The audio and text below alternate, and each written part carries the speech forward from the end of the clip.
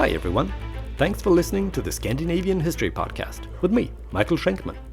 Last time, Karl XII wasted time trying to convince the Ottoman Sultan to go to war against Russia, hoping that this would draw Tsar Peter's attention away from his conquest of the Swedish Empire. In the end, the King of Sweden was evicted by force and had to return home with nothing to show for his efforts more than a $2.5 million debt and a sprinkling of Turkish loanwords in the Swedish language. Today, we'll see what he did once he eventually returned to Sweden.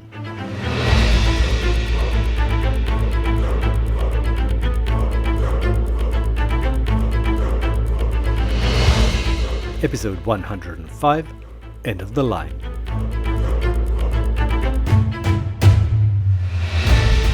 To say that the mood in Sweden was gloomy after the Battle of Poltava would be something of an understatement.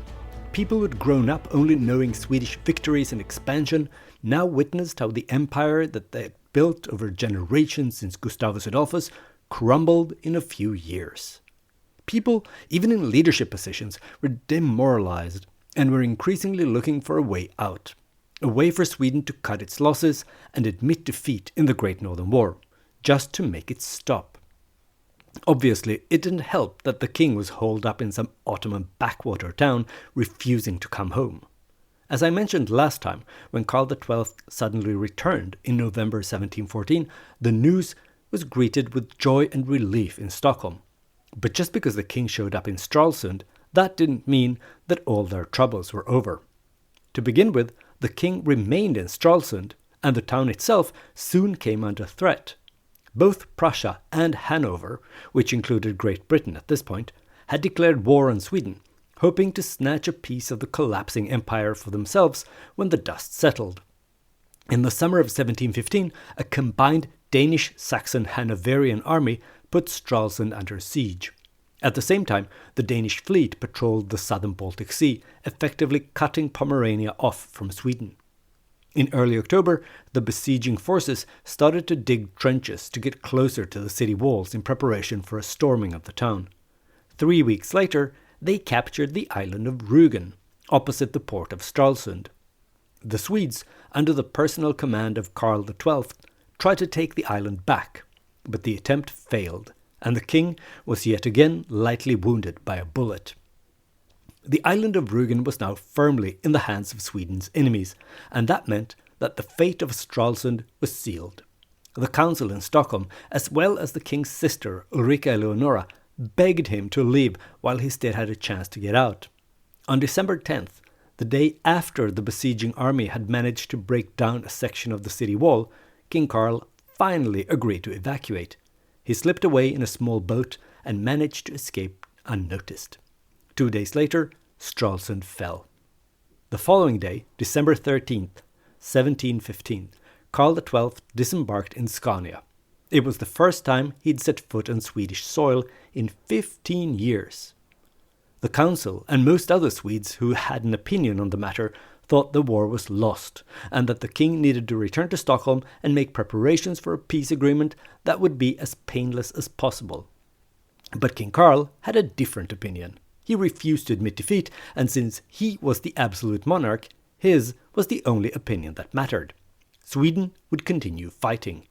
Over Christmas, he met with his brother-in-law, Frederick, who was married to his sister, Ulrika Eleonora, and his nephew, Karl Frederick, who was the son of his other, older sister, Hedvig Sophia, who, before her death in 1708, had been married to Karl XII's drinking buddy, Duke Frederick of Holstein-Gottorp.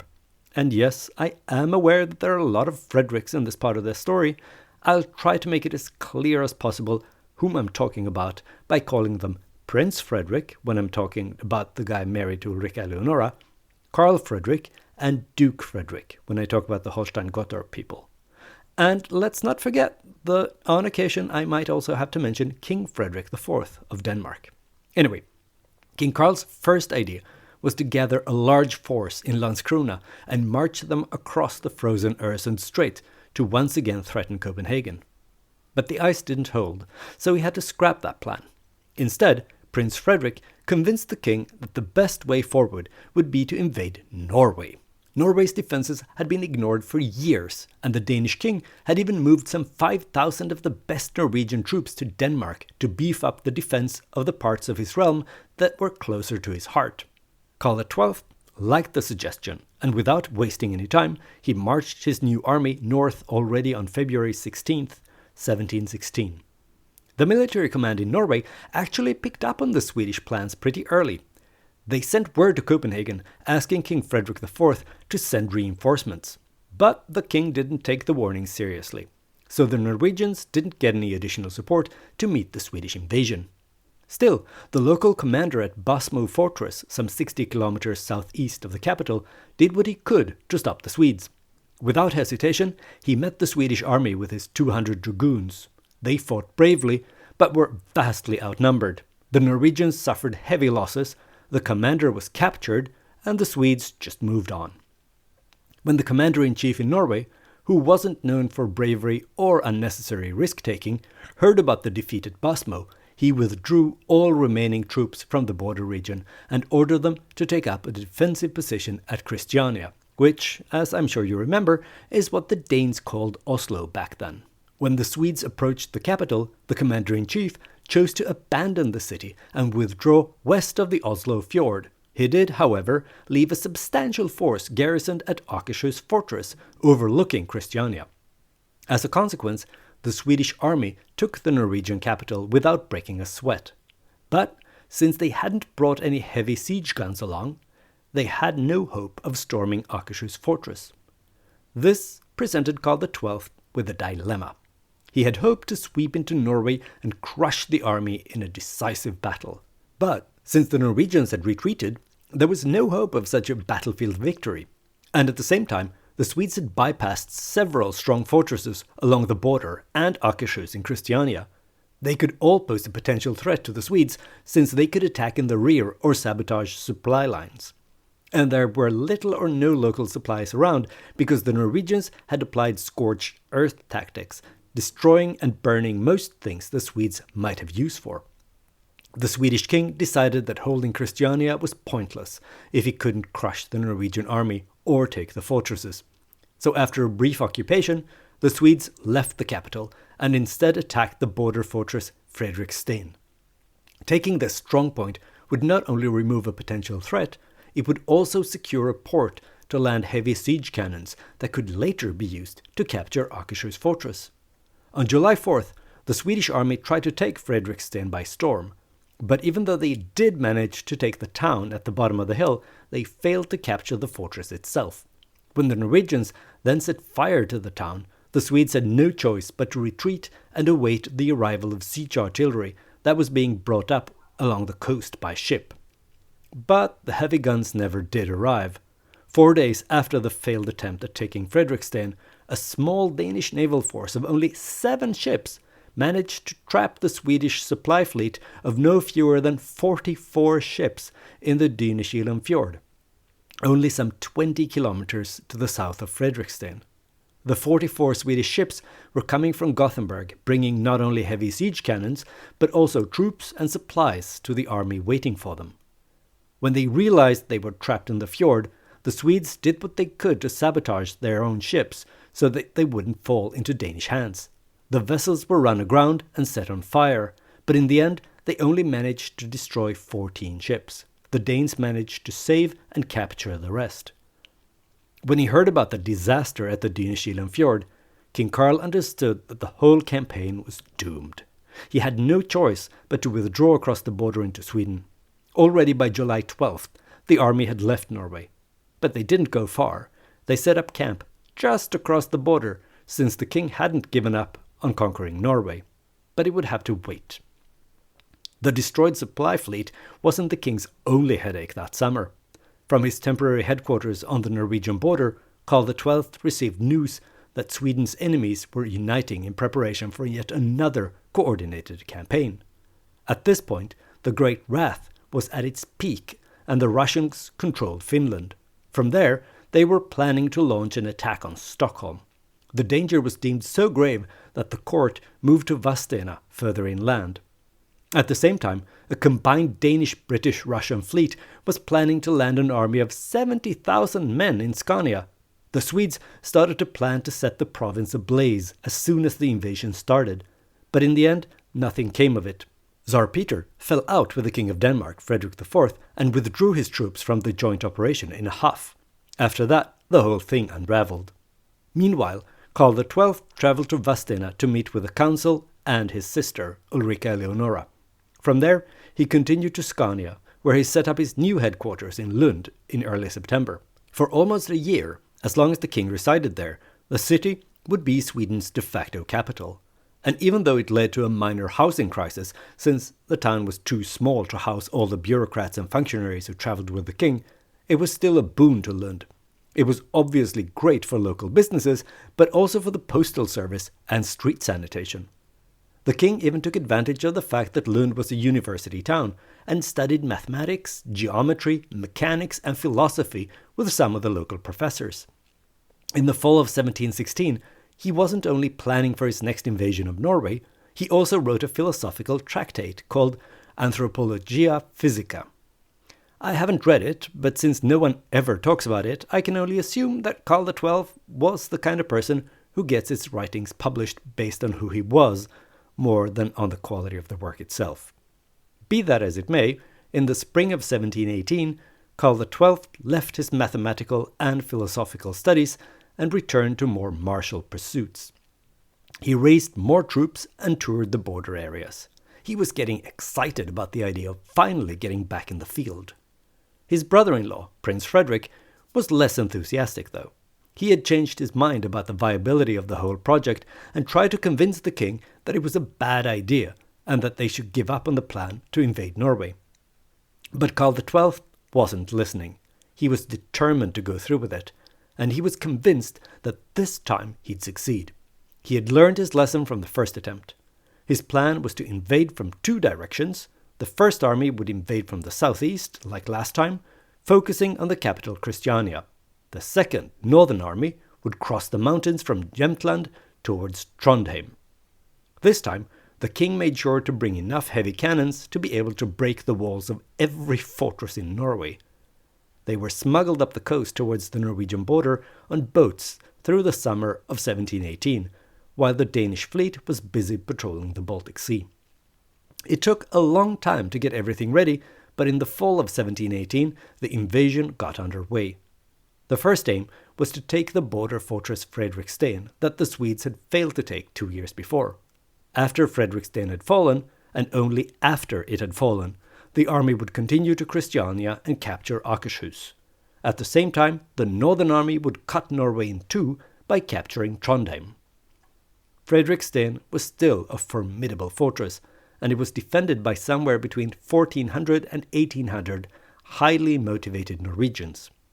But the Swedes, under the personal command of the king, had a siege force of at least 3 times as many soldiers, and they were making good progress. Already early in the siege, Swedish forces managed to capture a forward fortification, and the siege trenches were creeping ever forward. It didn't look like the garrison at Fredriksten would be able to last the winter unless they would receive help from Denmark. And that was unlikely, considering the difficulties to ship troops, or anything else, across the unpredictable North Sea in the winter. By late November, the trenches had advanced almost all the way to the main walls of Fredriksten. Karl XII was in a good mood, expecting to capture the fortress before Christmas. In the evening of November 30th, he rode out from his nearby headquarters to inspect the trenches up close. He was accompanied by only 6 other officers. After the inspection, the king ordered the diggers to redouble their efforts. Then he went for evening prayers. Around 7 o'clock, after the service had concluded, King Karl returned to the trenches to observe the continued digging. By now, night had fallen, and it was difficult to see much of anything. Nonetheless, around 8 in the evening, the Norwegians tried to disturb the Swedes by firing at the digging soldiers. Around 9:30 in the evening, when the accompanying officers no doubt were really ready to return to the creature comforts of the headquarters, a messenger arrived to deliver a report to the king, who was still in the trenches. When the messenger approached the king to hand over his report, he discovered that Karl XII wasn't intensely following the development of the digging. He was dead.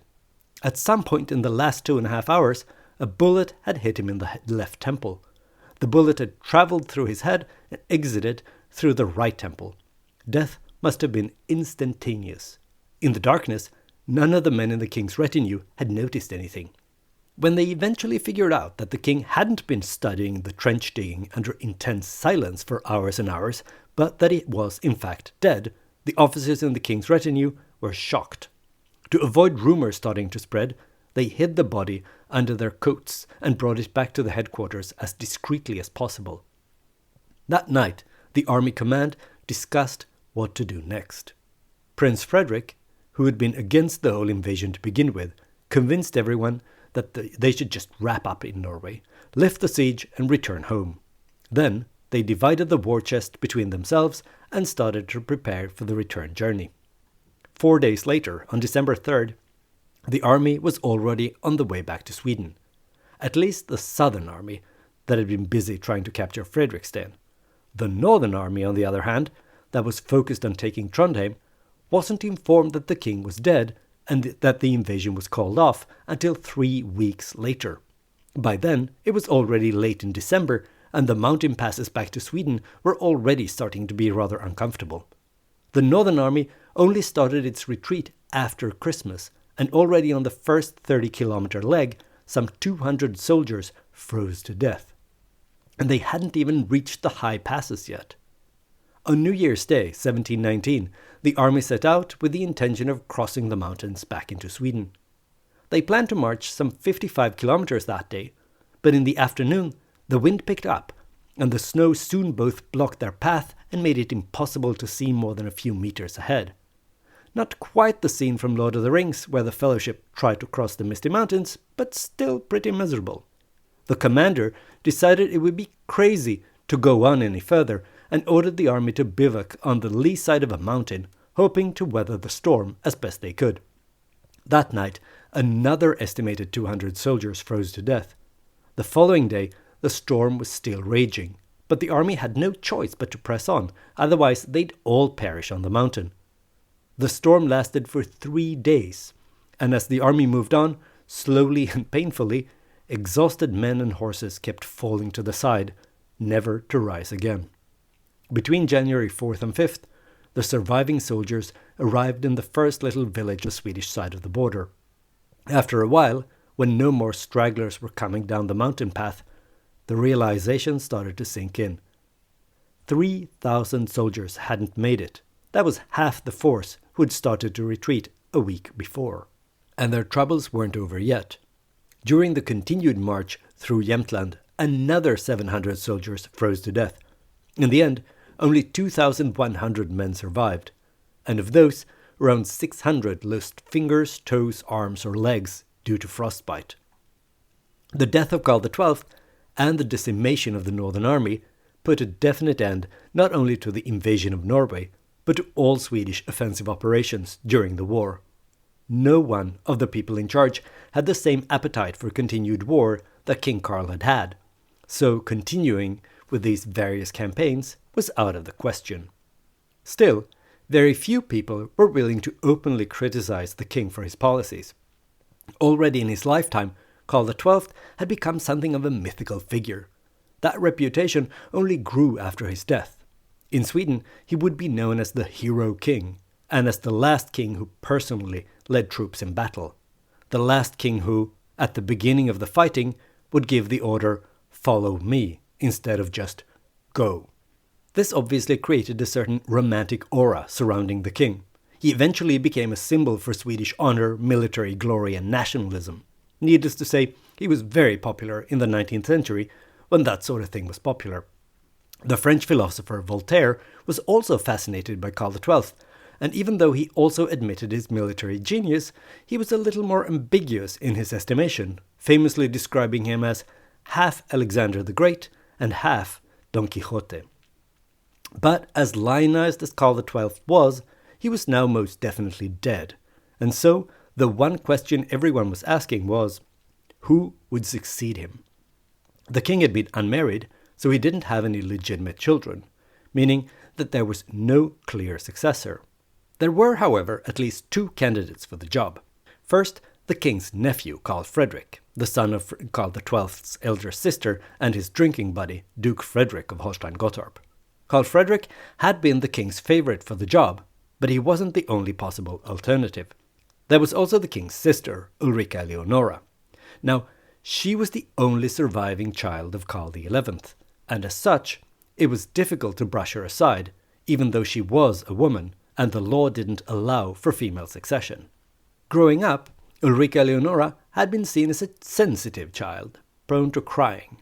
Her older siblings had thought her weak and cowardly, and her grandmother, the Dowager Queen, called her stubborn and claimed she could hold on to a grudge like no one else. By friendlier observers than her immediate family, she was described as pleasant, modest, shy, dignified, having nice hands, but being neither beautiful nor intelligent. Despite the mixed reviews, she had been popular on the marriage market. The future King George II of England had been interested in marrying her, and there were plans to marry her off to her cousin, Prince Karl of Denmark. The latter idea was scrapped when Denmark declared war in the year 1700, though. The argument whether Karl Frederick or Ulrika Eleonora should succeed Karl XII actually wasn't new. When news of the disaster at Poltava reached Stockholm at the end of July 1709, two factions had formed at court. Since no one knew what had happened to the king, it was assumed that he might be dead. If so, they needed to find a replacement, quickly. One faction, supported by the leading members of the council, as well as the Dowager Queen, wanted Karl Frederick, the grandson of Karl XI, through his eldest daughter, Hedvig Sophia, and Karl XII's ducal drinking buddy, to become the next king. The other faction preferred Ulrika Eleonora, provided she married a suitable prince, preferably a Danish one, which would likely mean that the Danes would sign a peace treaty with Sweden. Large parts of the nobility supported this idea, but the whole question was mooted when a message eventually arrived from Karl XII announcing that he had in fact survived the carnage at Poltava and that he was safe and sound in the Ottoman Empire. The year after the disaster at Poltava, Prince Frederick of Hesse asked to marry Ulrika Eleonora, but it wasn't until 1714 that their engagement was announced officially. The union was supported by her grandmother, the Dowager Queen, not necessarily because she thought it was a splendid match, but because she hoped it would mean that Ulrika Eleonora would now move with her husband back to Hesse, paving the way for Karl Frederick to eventually inherit the Swedish crown. But in the end, Prince Frederick instead moved to Sweden, and, as we've seen today, both he and Karl Frederick were members of Karl XII's inner circle during the invasion of Norway. In fact, they were both present at the headquarters near Fredriksten that fateful night on November 30th, when half a dozen officers walked in carrying the king's dead body hidden under their coats, announcing that the question of the succession was back on the table in the most dramatic way possible. The intrigue started immediately. Karl Frederick knew he'd been the dead king's favourite to succeed him, both because he liked the young man and because he was a man. And to Karl XII, having a penis was an absolute requirement for the top job. But Karl XII was dead, and his opinions meant little anymore. But it seems like this nephew hadn't realized this. Karl Frederick may have been a little too sure of himself and his chances of becoming the next king of Sweden, because in the critical last days of 1718, he acted complacent and without showing signs that time was of the essence. Prince Frederick, on the other hand, didn't waste any time. He immediately dispatched a messenger with the news to his wife, Ulrika Eleonora, and he himself left the army headquarters in Norway as soon as decency allowed it, racing back to Stockholm. When Ulrika Eleonora learned that her brother was dead and that the crown was up for grabs, she called an emergency Riksdag already in early December. She had the Riksdag proclaim her queen as the only remaining child of Karl XI. The council was taken by surprise when they heard about this audacious move, since women couldn't legally inherit the crown, but they didn't immediately object. In the weeks that followed, Ulrika Eleonora strengthened her hold on power by arresting her brother's right-hand man, Georg Henrik von Goetz, whom they called Karl XII's Grand Vizier. Officially, he was arrested on charges of ruining the economy, but in reality he was eliminated because he was a strong supporter of Karl XII as the next king. Luckily for Ulrika Eleonora, though, no one protested against the arrest, since von Goertz was enormously unpopular. The economy really was in the toilet, and Karl XII's Grand Vizier was widely, but not entirely fairly, blamed for it. Still, it wasn't a done deal yet. The proclamation in early December hadn't been constitutionally valid, and Ulrika Eleonora needed a proper Riksdag to declare her queen, if she wanted to succeed her brother. She knew that her cards were weak, since the law didn't allow for her to inherit the crown, so she let it be known that she wanted to dismantle the system of absolute monarchy and return its traditional power and authority to the Riksdag. That way, she hoped the estates would ignore her lack of a Y chromosome and let her succeed her brother anyway. But it turned out that the Riksdag had another idea. They were okay with her being queen, but they weren't willing to accept her succeeding her brother. Instead, they demanded that she renounce her claim to the crown and then let them elect her queen. What, you may ask, was the point of that? Why go through all the trouble if she'd end up on the throne anyway? Well, the reason the Riksdag wanted to elect her instead of just accepting her right to succeed was that an election would create a blank slate, from a constitutional standpoint at least. If Ulrika Eleonora was allowed to succeed, she'd be able to revoke her promises to give up her absolute power. But if she admitted she had no right to the crown and instead let the estates give it to her, they would hold all the cards. They'd be able to give her as much or as little power as they wanted, and she'd be powerless to oppose them. Ulrika Eleonora also understood this, and she fought tooth and nail for her right to succeed. But in the end, she failed. She had to concede that she had no legal right to claim the crown. That bitter pill was sweetened somewhat by the fact that also Karl Frederick's claim to the crown was rejected by the Riksdag, since he was related to the royal family through Ulrika Eleonora's sister, Hedvig Sofia, who was also a woman and therefore ineligible to pass on any right to the throne. On February 19th, 1719, coincidentally the same day that the Grand Vizier von Goertz was executed, Ulrika Eleonora signed the new draft constitution, handing most royal powers back to the Riksdag and the council. She was now queen for real, but the maneuverings that had led to it had created a rift between her and the aristocracy, which she felt had been behind what she saw as her humiliation. This became evident at a reception in mid-April. As a part of the ceremony, representatives from the four estates in the Riksdag were to kiss the new queen's hand. Ulrika Eleonora was happy to let the representatives of the peasant, burgher and priestly estates kiss her hand, but when the president of the noble estate wanted to do the same, the queen put on her glove, establishing a symbolic distance between herself and the nobility for everyone to see. Perhaps not the smartest move, considering that she'd have to work closely with various aristocrats while running the country. Her grandmother might have been right about her holding on to grudges. But to Ulrika Eleonora's mind, this public snub was completely justified. She'd been brought up in the belief that royal power and authority was granted by God, and by taking it away from her, she felt they hadn't merely humiliated her personally, but violated divine law. This attitude of hers soon proved to be a problem for the smooth functioning of the government.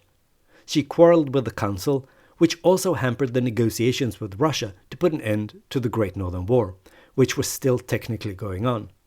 Things became so bad so quickly that already in February 1720, less than a year after her coronation, Ulrika Eleonora threatened to abdicate and hand over the crown to her husband, Prince Frederick of Hesse. If this had been a bluff, it backfired spectacularly.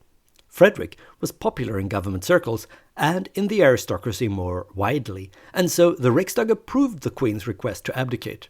And just like that, Sweden had not only a new king, Frederick I, but a new royal dynasty, the Hessian dynasty. One of the most important tasks on the new king's desk was to end the Great Northern War. In July, only a few months after Frederick I became king, Sweden and Denmark signed the Treaty of Frederiksborg. Sweden got to keep Scania, Halland and Blekinge, but had to pay $600,000 in war damages, and give up its toll-free status in the passage through the Øresund Strait. In return, the Danes handed back Pomerania to Sweden, or at least the bits that were left after the Prussians had taken a chunk they wanted for themselves. Even though it put an end to the war, the content of the agreement didn't give the Swedes any reason to celebrate. But the peace treaty that really stung was signed with the Russians in Nystad in Finland the following year. Here, the Swedes were forced to formally recognize the Russian conquest of Estonia, Livonia, Ingria, Kurland, as well as a big chunk of southeastern Finland. In exchange, the Russians ended their occupation of the rest of Finland, ending the Great Wrath. That meant that Sweden had now lost all of the territories captured during the 1600s. Sweden was reduced to a regional power, more or less on par with Denmark. The Swedish Empire was no more. Instead, Russia emerged as the dominant power in the Baltic Sea. The war had lasted for over 20 years, and it had cost the lives of approximately 200,000 Swedish soldiers. Since the Swedish army relied so heavily on locals and not on hired foreign mercenaries, this enormous loss of life led to a lack of men in the country. As a consequence, many women had to take on farms and carry out tasks that had traditionally been reserved for their fathers, husbands, and sons. This did not, however, lead to some early proto-feminist awakening in Sweden. When the gender balance was restored after a generation or so, women were pushed back into the kitchens. Politically, the war also had drastic consequences, as we've already seen. The era of absolutism, established by Karl XI, ended with the ascension of his daughter Ulrika Eleonora to the throne in 1718, and even though she didn't last very long, the new form of government, known to history as the Age of Liberty, would remain for generations. We'll talk more about the Age of Liberty in a future episode and see who exactly got to enjoy this liberty. Spoiler alert, far from everyone. But next time, we'll return our focus to Denmark, where the royal absolutism was still alive and kicking. We'll see what Frederick IV had been up to when he wasn't fighting his Swedish cousin. I hope you enjoyed this episode of the Scandinavian History Podcast, whatever your views may be on the end of the Swedish Empire. If you did, why not spread the word among your friends who are also into all things Scandinavian? Also, please consider leaving a stellar review, or at least 5 stars, on Apple Podcasts or Spotify. This is an excellent way to attract new listeners and to support the show. If you crave more content related to Scandinavian history, I recommend you look up the show on social media. For instance, you can go to facebook.com/Scandinavian History Podcast. Via the Facebook page, you can also send me questions or angry messages about things I've said or not said on the show. If you prefer the social media platform formerly known as Twitter, you can follow me and send me messages at Schenkman. That's SHAINKMAN. I look forward to hearing from you.